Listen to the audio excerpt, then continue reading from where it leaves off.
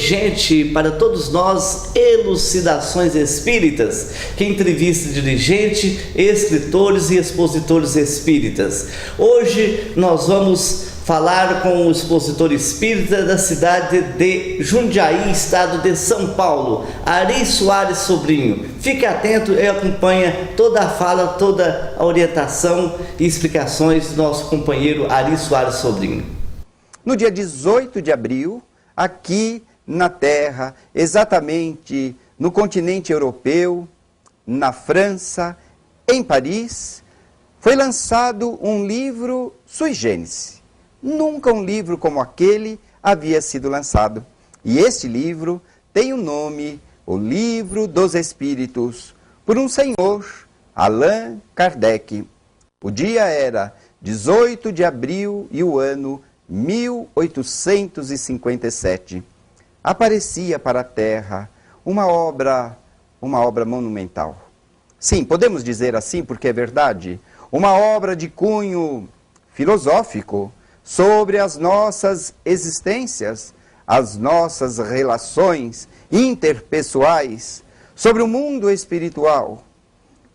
Obra esta que nos trazia também a religião, conceitos da moral cristã, da moral de Jesus, mas nos trazia também a ciência, quando pela primeira vez aborda-se a relação dos dois planos de vida aqui na Terra. O mundo espiritual, o mundo material. O mundo material, este mundo que estamos aqui agora, vivendo, todos nós, eu, vocês aí em casa, num interrelacionamento com tudo que há de material na nossa Terra, no nosso planetinha azul. Tudo que há de material, inclusive o nosso corpo físico. Mas a doutrina espírita veio nos orientar e nos dizer que há também o mundo ou plano espiritual. Plano espiritual este que interage, que está com total ligação com o plano material. Um influenciando o outro, um dando ao outro acontecimentos de lá para cá, daqui para lá. E foi esta obra monumental, O Livro dos Espíritos, lançado por esse senhor, Allan Kardec, que veio inaugurar na Terra o Espiritismo. A doutrina espírita nasce nesta obra. Quem foi Allan Kardec? Quem foi este senhor Allan Kardec? Em verdade, Allan Kardec é um pseudônimo que o professor Denisard Hippolyte Léon Rivail, ele utilizou, porque o professor Rivail, como era conhecido na França, era um professor extremamente atuante em Paris. Ele atuava na área do francês, na área linguística do francês, ele atuava na área das exatas, inclusive até na astronomia, e tinha tratados belíssimos que eram estudados nas escolas de Paris e também de França.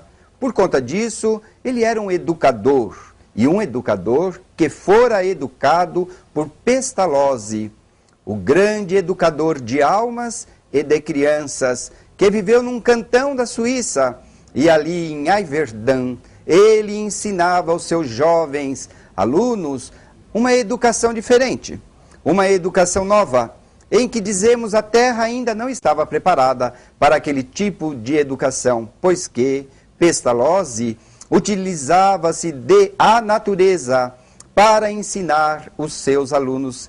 E Allan Kardec, no caso, o menino Denisard, já aos 12 anos, foi internado pelos seus pais naquela instituição, pela qualidade de educação que existia ali, ele tornou-se um grande discípulo de Pestalozzi, um grande educador. Por conta disso, ao retornar aos 20 anos para Paris, ele até cria uma escola.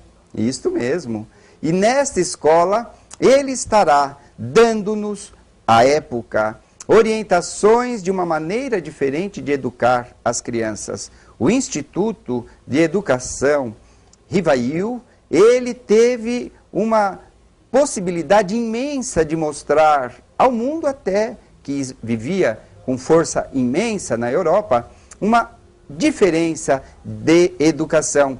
E até hoje, as obras do professor Denisard Rivail são estudadas na França. Como ele tinha esse nome muito conhecido, teve ele a ideia de utilizar-se de um pseudônimo.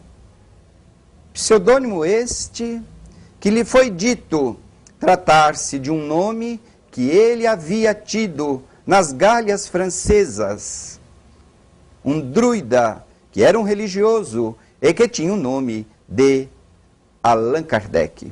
Ele então aproveita e usa esse pseudônimo, porque ele queria ver qual seria a reação daqueles que iriam encontrar no Livro dos Espíritos aquelas orientações e informações novas.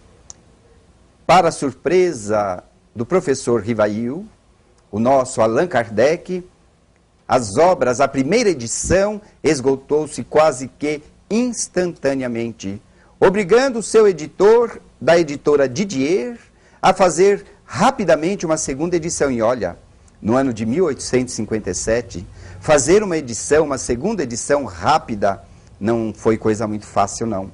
Mas ali, a segunda edição também foi rápida, a terceira edição também foi rápida, e foi-se ficando surpreso de ver que os homens, aqueles que eram mais instruídos, tinham curiosidade de conhecer aquelas obras.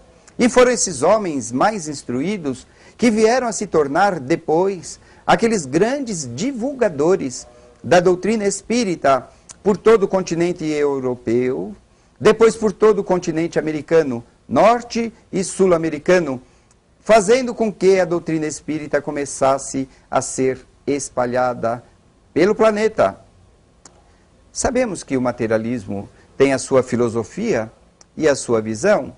Não estamos aqui com nenhum motivo de crítica a essa postulação que alguns ainda preferem. Mas Allan Kardec dizia: é preferível que as criaturas possam conhecer a espiritualização, a espiritualidade. Só assim ele poderia compreender melhor. Uma pergunta que o homem fazia a si: de onde vim? Por que estou aqui? Para onde irei depois? Quando conhecemos os fundamentos básicos da doutrina espírita, em que já se mostra-nos que há um plano de vida espiritual. Aliás, Jesus já dizia: meu reino não é deste mundo. Quando Jesus dizia-nos isso, estava ele querendo dizer que a nossa verdadeira pátria, o nosso verdadeiro reino, é no plano espiritual. É lá para que todos nós retornamos. E quando voltamos à Terra, num processo reencarnatório, o fazemos para o nosso progresso. Progresso moral e intelectual. Querida irmã, querido irmão, veja a Terra hoje. Olhe para a Terra ao seu derredor. Quanta tecnologia. Tecnologia essa que a gente começa até a imaginar. O que não vai ser daqui uns 20 anos, uns 50 anos. Como estaremos nós na Terra nesta época toda? Já percebemos que, em verdade, o que vai ser é um avanço muito grande dessa tecnologia. Imaginamos que vamos poder nos transportar daqui para a Europa com transportadores, que ao entrarmos nele, para lá iremos. Parece ficção científica, parece uma odisseia no espaço, parece essas guerras na estrela, jornadas nas estrelas. Mas, em verdade, o que estamos observando é que essas realidades começam a acontecer. A ciência num progresso fantástico. Quando vemos tantas vidas hoje sendo resgatadas, salvas por tecnologias, por máquinas que nos examinam internamente como se tivessem aquele olho do Superman. Lembra a visão de raio-x do Superman? Que era uma coisa lá de 1950. Hoje, as máquinas olham muito melhor do que os olhos de Superman. Porque Superman só nos via o que a visão de raio-x permitia. E a visão de raio-x, bem sabemos, as vísceras, os órgãos, não são vistos. E em compensação, nesses aparelhos que existem hoje, as tomografias nos dão uma visão geral do nosso corpo físico, mostrando-nos se há patologias graves, prematuras, pequenas, que se podem sendo removidas, dando uma sobrevida fantástica ao ser humano na Terra.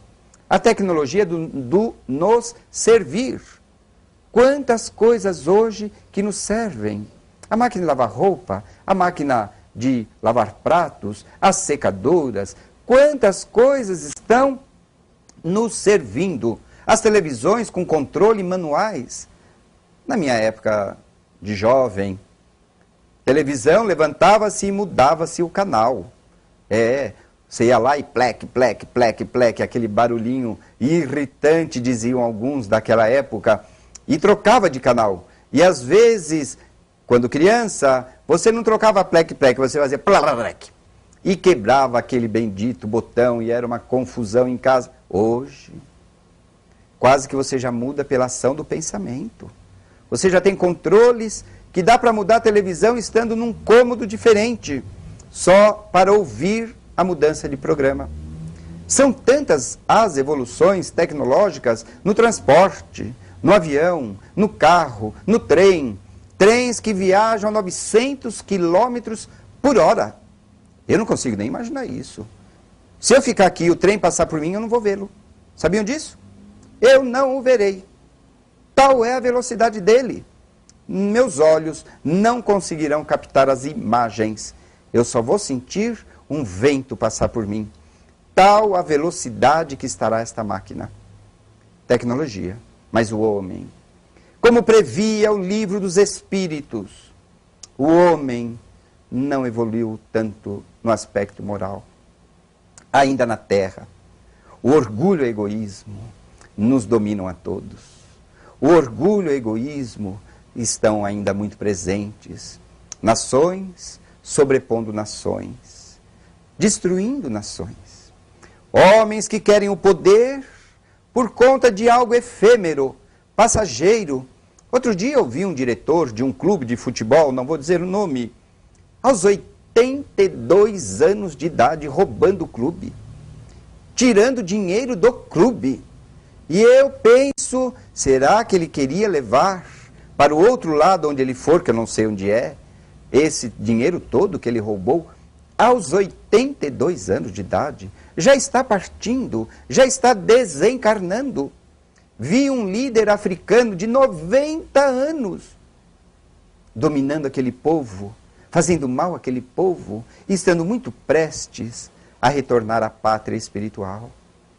Pátria espiritual essa, que nos ensina essa magnífica obra, o Livro dos Espíritos, que está dividida em várias zonas, em vários segmentos de vida, regiões inferiores, onde espíritos maus, homens maus, quando desencarnam, acabam tendo que estagiar por ali. Regiões chamadas umbralinas, não tão inferiores, em que homens que cometeram delitos, mas que não são tão maus, acabam também estagiando por ali.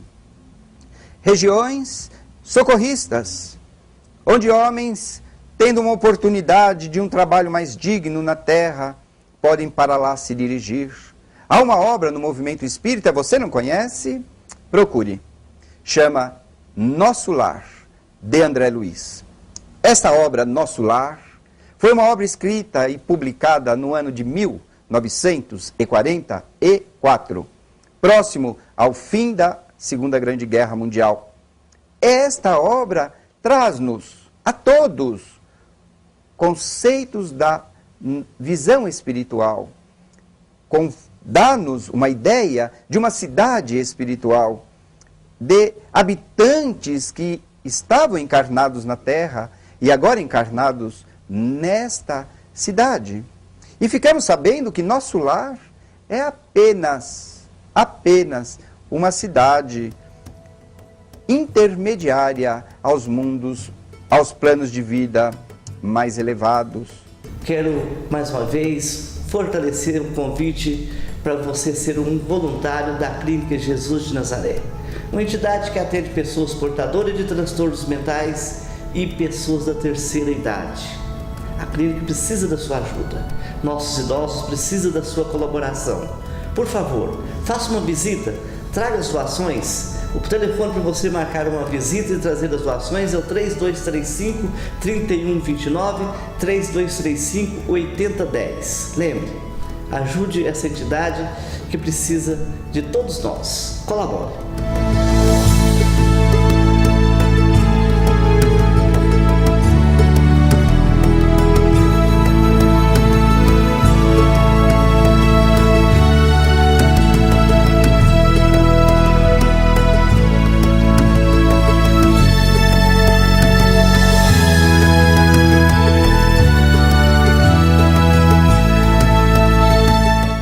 André Luiz diz, só levanta quem caiu.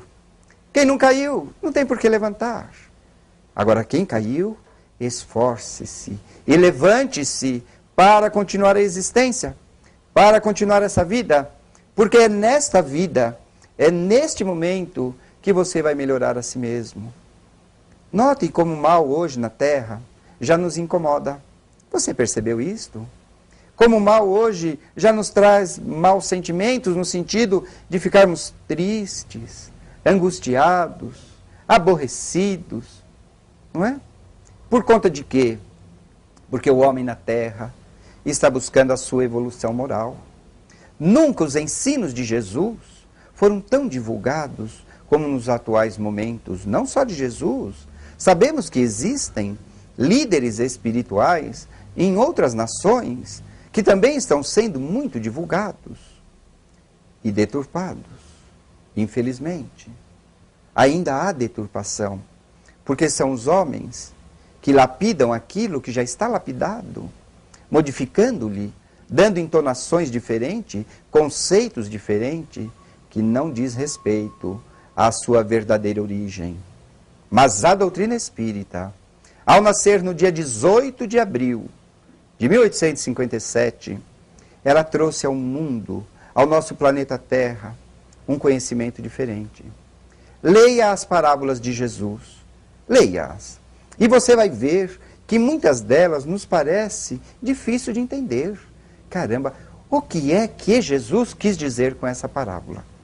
O que é que Jesus nos quis dizer? A gente começa a não entender muito bem. Se dermos a esta parábola uma única existência, como muitos irmãos ainda insistem em dizer que a reencarnação não existe. Muito embora a ciência, e num programa passado eu lhes apresentei uma cientista, dizendo-nos de como a reencarnação hoje está sendo comprovada e não é aceita.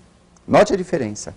Comprovada no meio científico, acadêmico, daqueles homens pensadores de todo o planeta Terra, aceitando que a reencarnação é uma realidade. Ora, é claro que ela é uma realidade, e ela é uma realidade, não porque o Espiritismo a deseja, não, porque ela é uma lei de Deus. Lembra que eu disse a vocês? As leis de Deus movimentam as nossas ações aqui na Terra. Sendo ela uma lei divina, ela se mantém viva entre todos nós, como justiça de Deus. Ora, Deus não é justo? Não é bom? É misericordioso? Não é assim que vemos Deus? Todas as religiões, não importa agora qual, hein? Budismo, todas elas, Hare Krishna, os Vedantas, os cristãos, os maometanos, todas elas falam de Deus como um ser supremo, bom, justo e misericordioso. E Deus é assim para nós espíritas também. Deus é assim. E na sua justiça é que Ele nos dá a reencarnação. Hoje eu cometo um engano, um equívoco, um erro. Devo ir para o inferno. E lá eternamente ser condenado a quê, afinal de contas? Para que Deus me criou? Para ficar no inferno? Não é possível. Não podemos crer assim, nos diz a doutrina espírita. Deus nos criou para progredirmos, sempre. O progresso é inerente à reencarnação.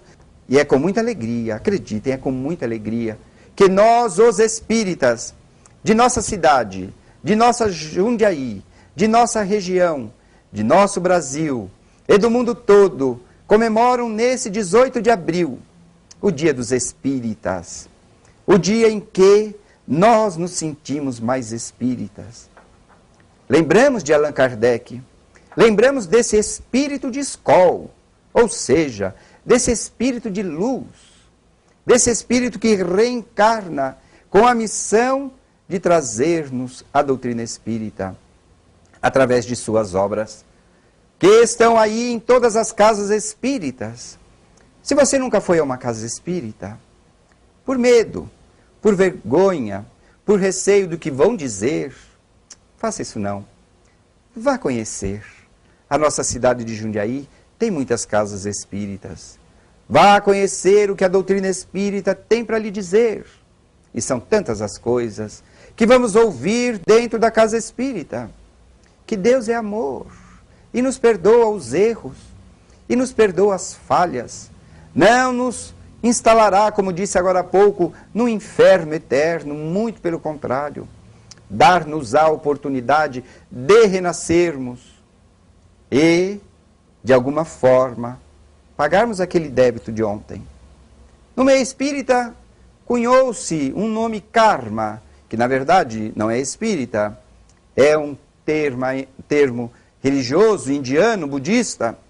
Mas esse karma, como nós dizemos, eu sempre falo, fique karmo com seu karma. Porque karma é essa palavra sânscrita, quer nos dizer que é aquilo que nós temos que passar.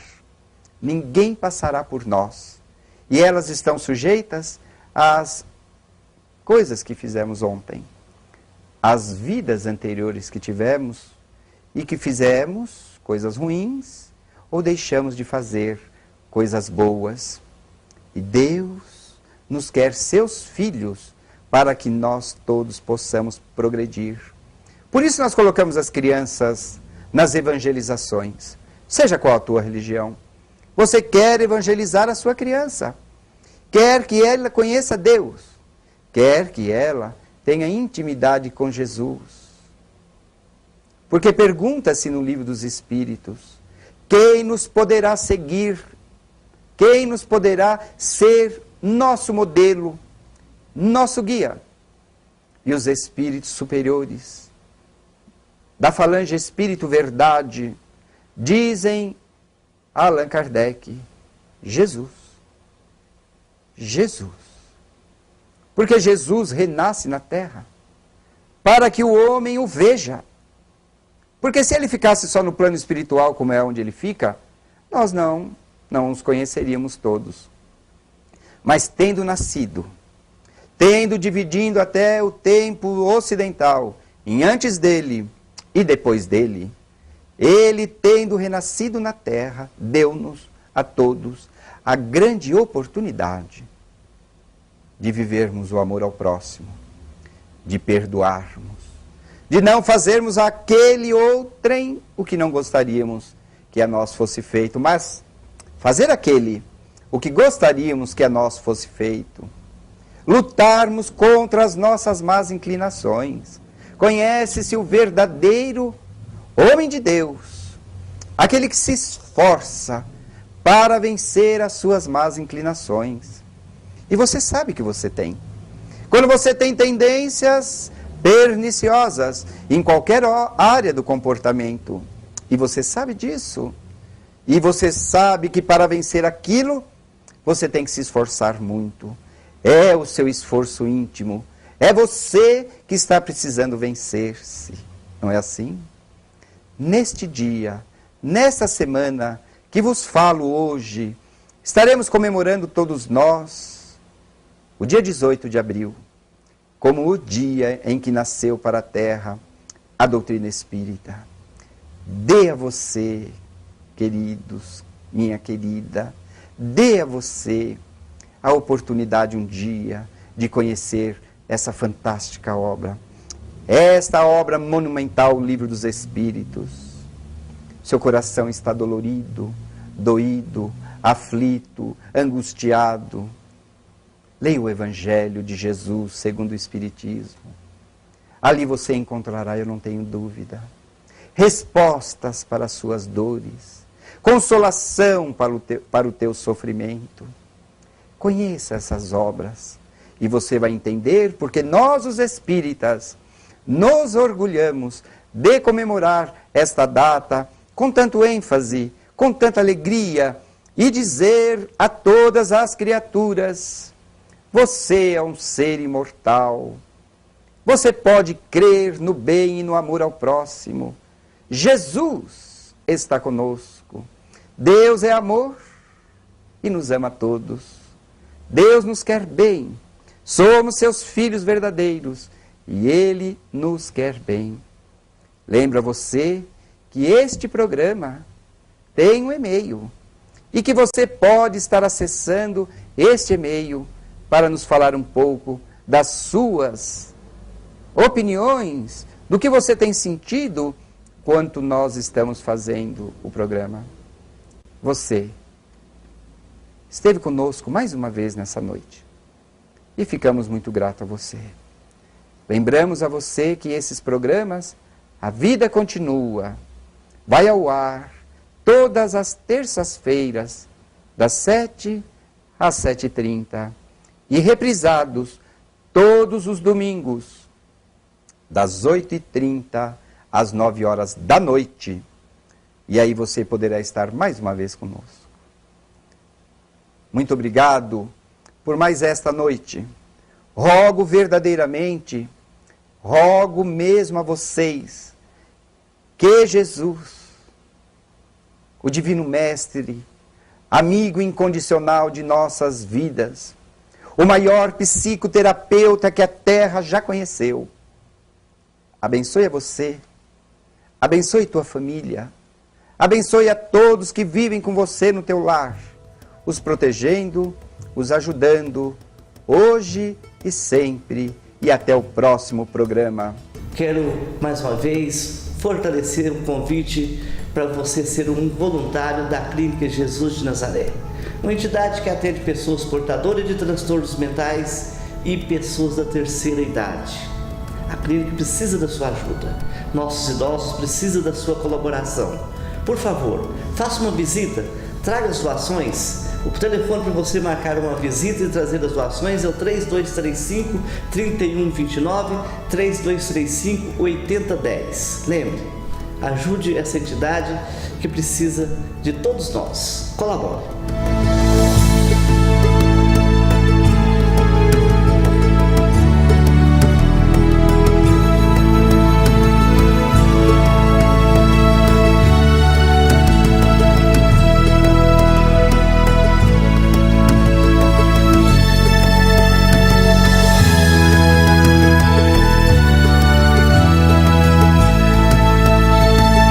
Queremos agradecer a você que nos acompanhou a todo momento. Lembrando que toda semana nós retornaremos com mais uma entrevista, com mais um tema muito importante para todos nós. Fique com Deus, um forte abraço.